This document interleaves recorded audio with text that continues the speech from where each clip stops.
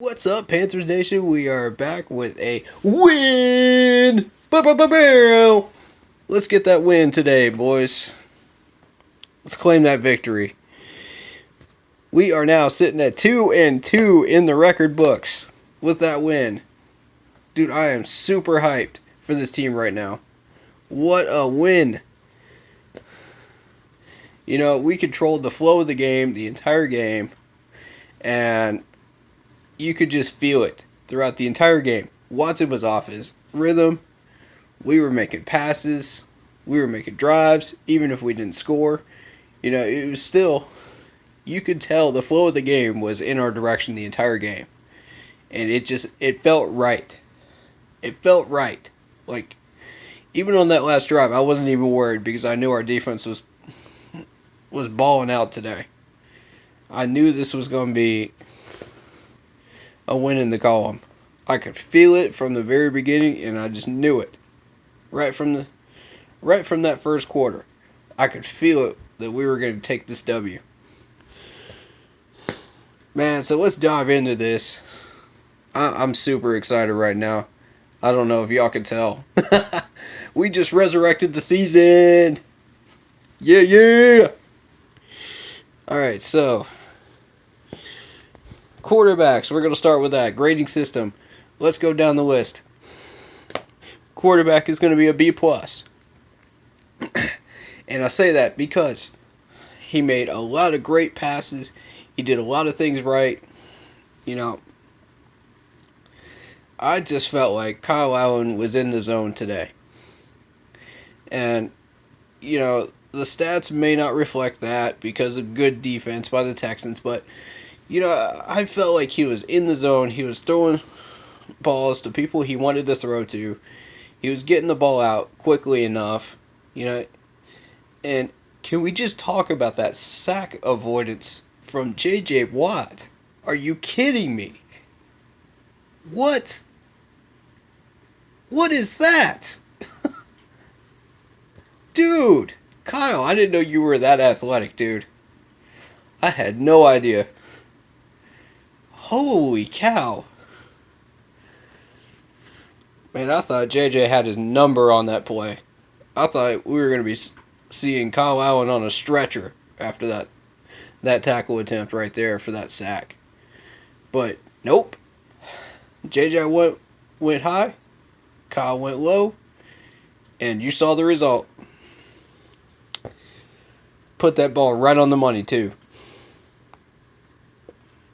Kyle, I don't even know what to say to you right now, but you just killing it right now. You got the hot hands. You got the hot hands, you got the hot agility, you got the hot endurance. Let's keep it rolling, man. I like where this team is at. I like where this team is going. And I like what's going to happen next with Kyle at center right now while Cam is recovering. All right. Running back, definitely an A. Christian McCaffrey. I mean, the dude was just... What more can you say? C-Mac just is C-Mac. What more do you want from him? The dude is racking up fantasy points like mad for people that have him.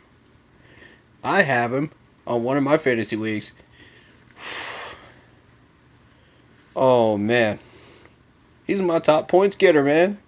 He's my top points getter. I've won 2 fantasy games just because of him alone. If I didn't have him, I'd be in trouble.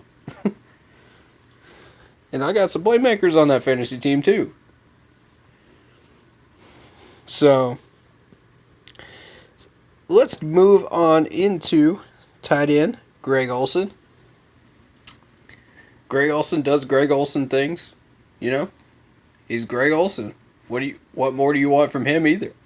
He gets it done. You throw him the ball, he gets it done.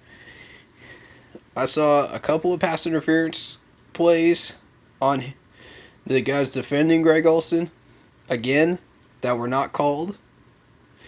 One of them was debatable. You could say either it was or was not. I thought that was a good no call on not on the pass deflection to him in the middle of the field in the first quarter. I felt like that was a good no call, so that doesn't count, towards my two. Um, that was clean. You go back and look at the replay, that was clean. But most of the time, if you throw that man the ball and he does not catch it, either one of two things is happening. Either he's hurt, or he's not able to catch it because of the defender. One of two things. Because that man has hands like glue. If you even throw that ball even near him. So, Greg Olsen always gets that A. Always gets that A. So let's talk about the wide receivers. A-. I feel like everybody was moving and getting open. Jarius Wright was making some moves. Curtis Samuel was making some moves. We even got Chris Hogan involved on a play or two. I was really happy with that. I felt like we got enough separation. We got, those quick enough releases to where we could get them open and get the ball to them. So it worked out. Even under pressure, these guys were still getting open enough that it didn't become an issue. And I was concerned about that because I was watching that Texans game last week, and that secondary looked real tough. I don't know if y'all saw that game, but the Texans secondary looked real tough. They were holding them out on that last drive. So I came into this game and I'm thinking, okay, well, we got to find a way to get these guys open and get this ball to these guys. Curtis Samuel is going to find a way to get open. He has been for the past 3 games. He will in this one. Jarius Wright, that's the question. Can we get him open? Chris Hogan, can we get him open? And it turned out they were open a good chunk of the game. There's a huge debate going on whether we're using Christian McCaffrey too much. Honestly, at this point, I'm going to say no since we don't have Cam Newton in. And, those two complement each other when they're both in and they're both healthy. And they're both playing decently well. They work together. It's like a 1-2 combo punch. If you guys remember, when we had Jonathan Stewart and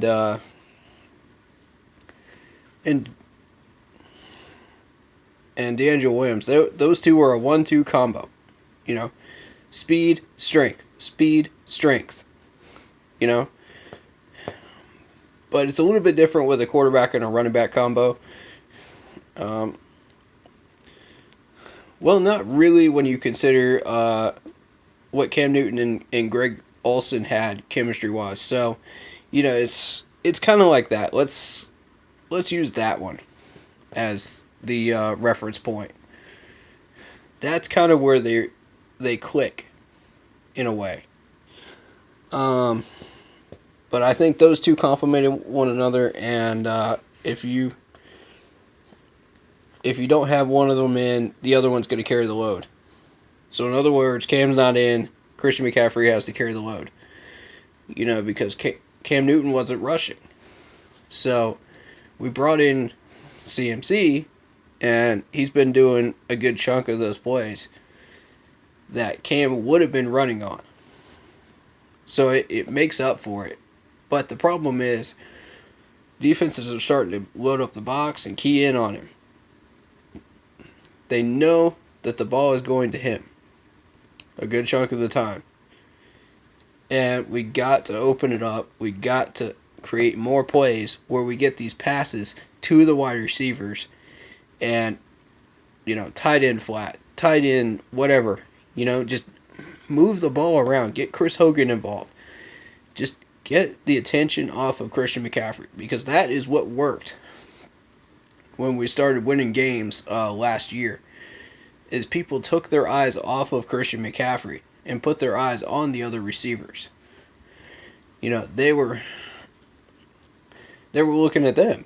And then when Christian McCaffrey got the ball, every once in a while, he would ball out and get these 5 or 6 yard carries. 10-yard carries, 12-yard carries. Because people weren't looking for him. They weren't looking at him as much. They haven't forgotten about him. But they just had other concerns to deal with, too. Game planning wise and coverage wise. So, that's what we want to get back to ultimately, is what worked there. I'm not going to say it worked well last year because of a lot of different factors, but, it worked well enough.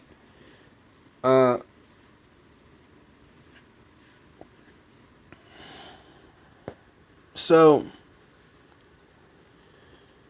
we go to the O-line. Here's the problem with our team. This is the weakness, and it's still the weakness right now. And I give them a C+. They held out the pass rush for the most part. They got it done. It wasn't fancy. It wasn't fantastic, but they got it done. The majority of them, anyway. Here's what happened with the fumbles. And I know that's a hot topic right now. Here's what happened with the fumbles. First one, Van Rotten could have dived onto that fumble. 350 pounds plus, probably. The guy he was a huge bowling ball.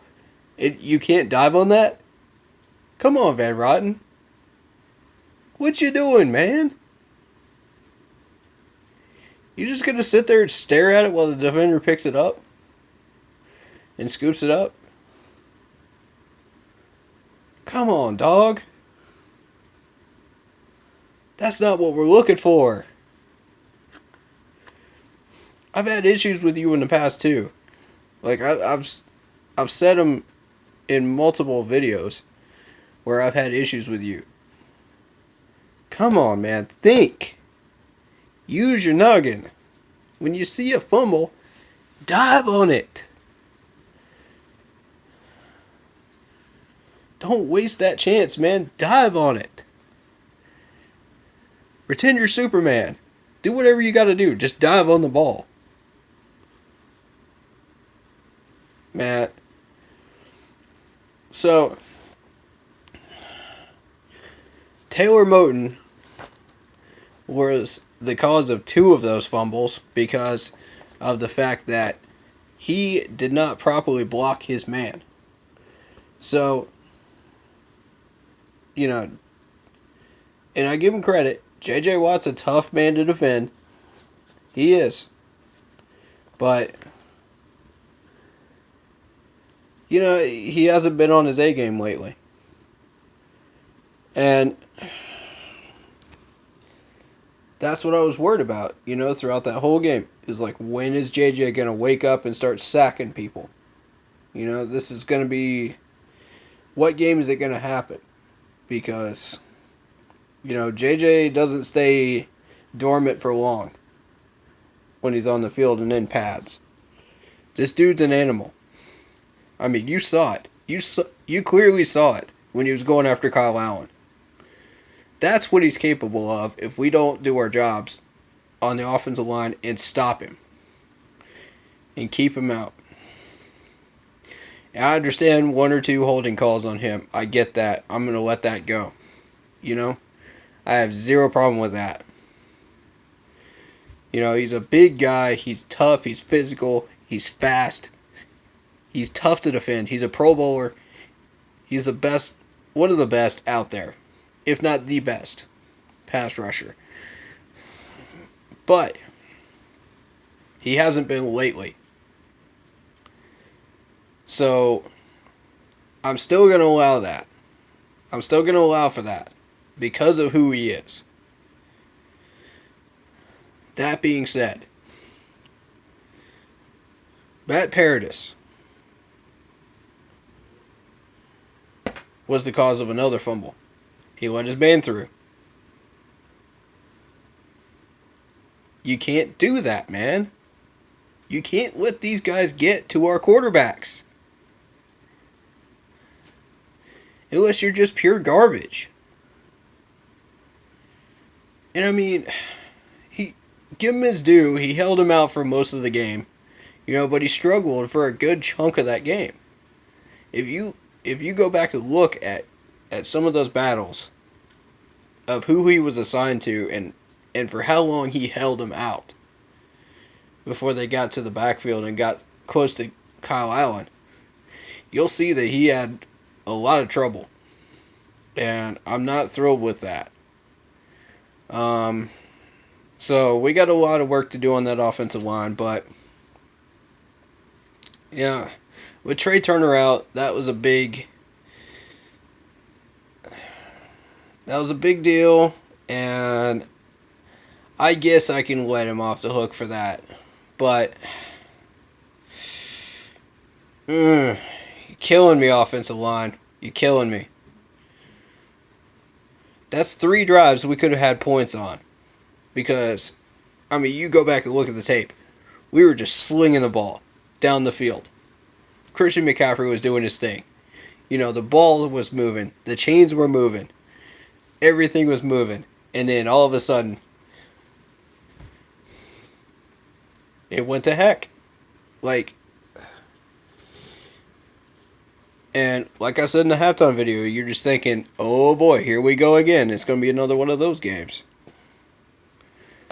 Where we start out with a nice drive and then ruin it. Start out with a nice drive and then ruin it. When honestly, it really wasn't the case at all. A good chunk of those passes that were incomplete from Kyle Allen was actually really, really good coverage and defense. If you go back and look at that, I have to say that no call on Greg Olsen, where it could have been pass interference in the first quarter, that was really, really well defended. It's not easy to defend that man in one-on-one wide open space. It's really, really tough. It's like trying to take on Travis Kelce of the Chiefs. It's like trying to take on Gronkowski from the Pats. You're just not going to guard him one-on-one most of the time. So I'm very impressed with the guy that was able to do that and knock that ball down and do it cleanly. Because 9 out of 10 times you have to do it with a flag. That's how tough it is to guard Greg Olsen when that ball is coming right at him in midfield. So, I give these guys their props. I do. These guys are good corners and good secondary men for Houston. So, we really had our hands full. So the fact that we were able to get that many passes in on their secondary makes me really, really encouraged and happy. Because you go forward, you're going to be facing tougher secondaries than that, but you're also going to be facing a lot weaker secondaries coming up in the next 3 games. So that makes me really, really encouraged with our passing game. If Kyle can keep going the way he is, and these receivers can keep finding wide open spaces, and out routes and corners and hooks and stuff like that, I think we got a shot at moving forward with some points in the next 3 games. Instead of being stopped by really, really good corners. So, that being said, if our O-line does their job properly, we're looking at points. Period. With Kyle in. And once we get Trey Turner back, we're in great shape. Greg Little starts, we're in great shape. If Darrell Williams starts at left tackle, we got a problem. I've said it before and I've say it again. 1,000 more times, as many times as I have to say it. Darrell Williams does not belong on the left side of the line.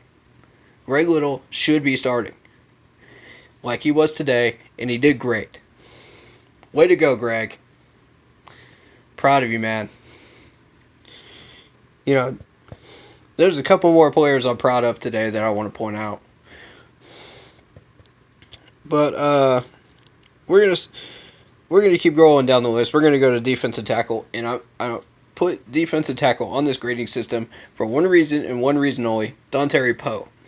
He's been a ghost for the past however many games. And I'm telling you, I don't know if this man is losing his edge, or if, maybe he's getting too old to do the things he used to do. Like I said in the previous video, I think, maybe draft a defense tackle and let that man's contract run its course. Keep playing him. Absolutely keep playing him. There's no damage in keeping him on the field. No damage whatsoever. It's a plus, if anything. It's a decent plus to have him on the field because of his tackling ability. But as far as his speed and agility, I think that's taken a turn for the downside. That's just my opinion. Maybe I'm wrong. Y'all be the judge of that. Y'all watch him in the next couple of games and let me know. What do you think? I want to hear y'all sound off in the comments below about him. Let me know what you think. Is he solid? Is he losing his edge? Should we run out his contract? What should we do with him? Because, that's big money tied up in him.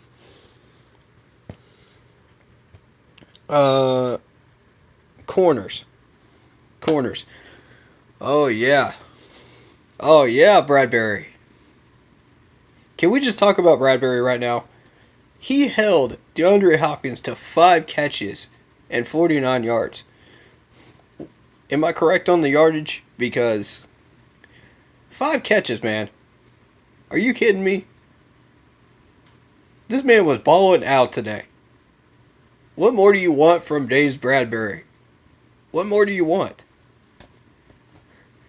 Man, I was watching a live stream and somebody called in and they said something about, should we, is James Bradbury the answer going forward? And I said, man, hold up.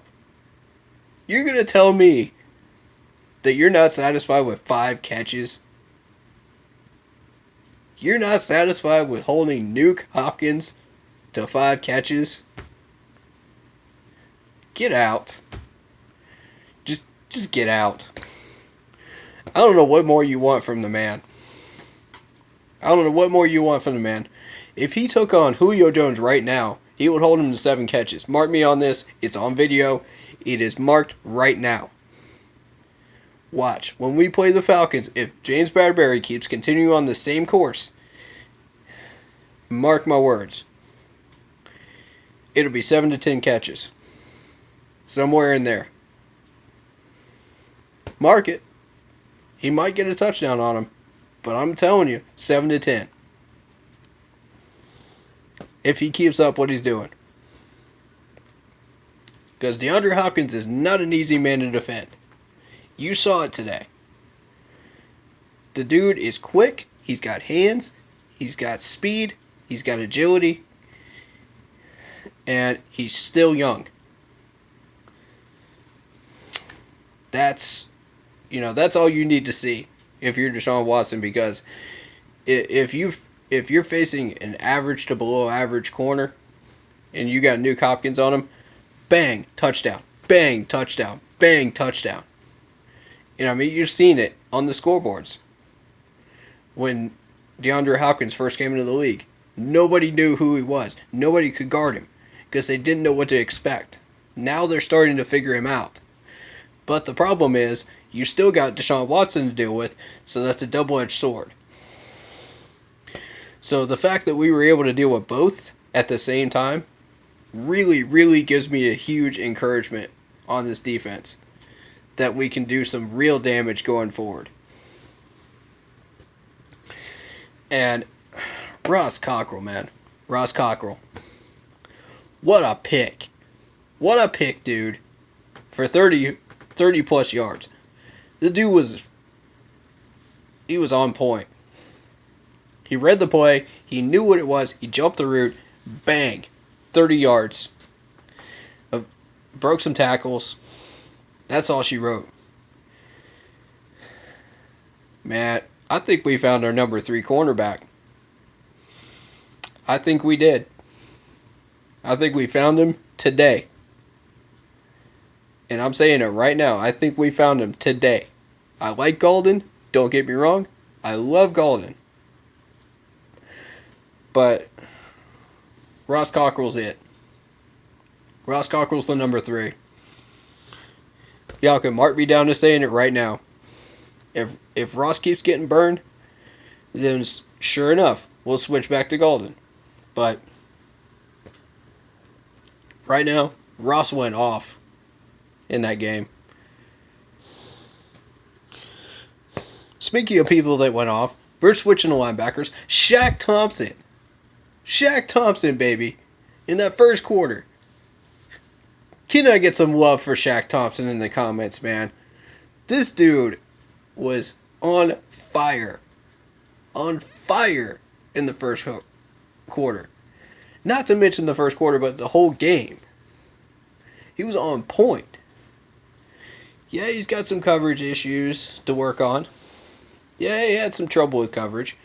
But, I mean, you got wide receivers that Houston does. You're going to have a little bit of trouble. Sure. I give that man his due today. I give it to him. He stepped up. I don't know what motivated this man. I don't know what got into him today. But I just want it to spread like wildfire throughout this whole team. I want it everywhere in this organization going forward. That is the passion and motivation I'm looking for. Right there. You got 3 games coming up before we take on a major opponent and hit that 8 mark break. Dude, we play with that kind of fire. We can keep up with some major teams. We're back on track for 9 wins. I'm saying it right now. We are back on track for 9 wins. This game was questionable for me. There are a lot of factors involved that I wasn't sure of how it was going to go. But I did mark it down as a win. Y'all have me down saying it. I marked it down as a win. But there were a lot of things that were questionable about this game.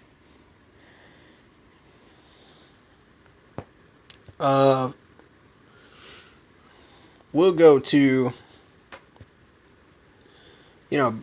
Spider Burns was involved a lot. The run stopping. Okay, let's back this up and talk about the run D right now. Because the run D in the first quarter was excellent.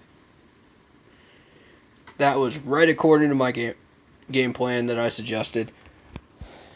And, we held them to 3 to 4 yards at most. We were able to force some 3-and-1s. And that gets Luke Kuechly involved on the 3-and-1s. On the 3rd-and-1s,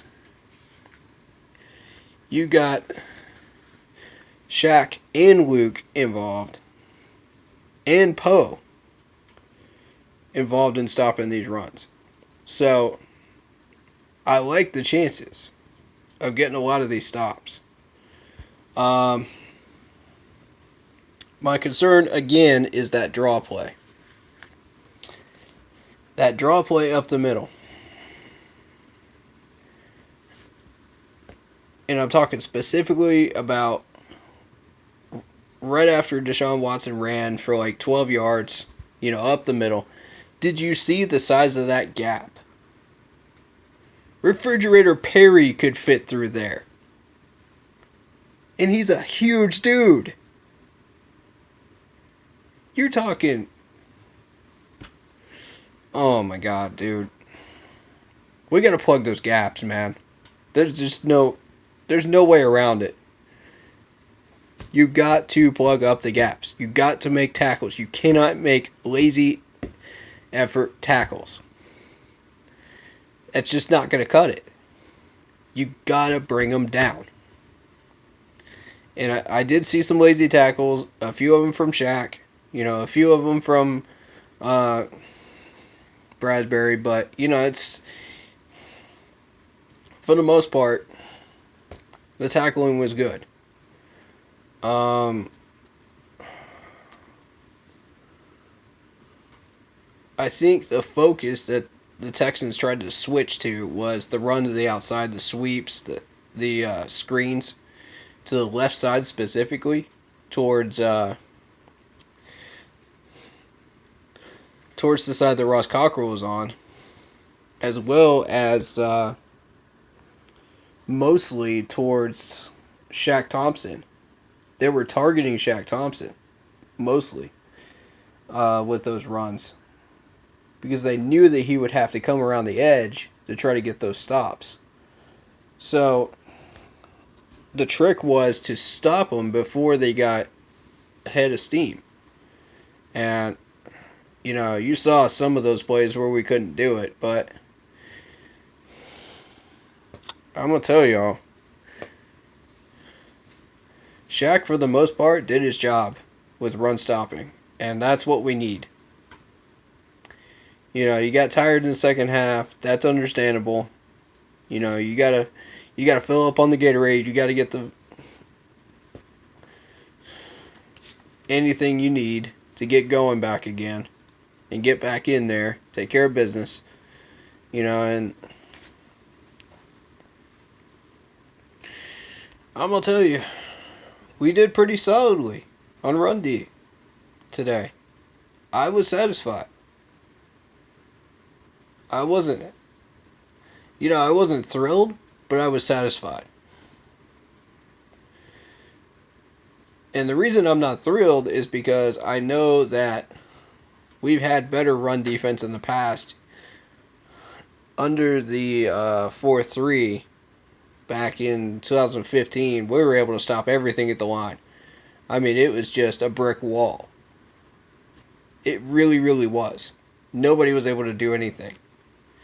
And even some of the major running backs couldn't do anything back then. But now that we're in the 3-4, now we're a little bit weak to that, and we're trying to figure out, okay, who needs to stuff the hole, who needs to be around the outside, who needs to be, in such and such a place to be able to stuff the hole. And it's tricky to do that with a 3-4 because it's supposed to be a passing defense, mainly. But we do have a few players on our roster that can handle the rush defense as well. So we're fortunate there. And I think that combo with the ones that are mainly for pass defense gives us a really, really solid shot to move forward and do some real damage going forward.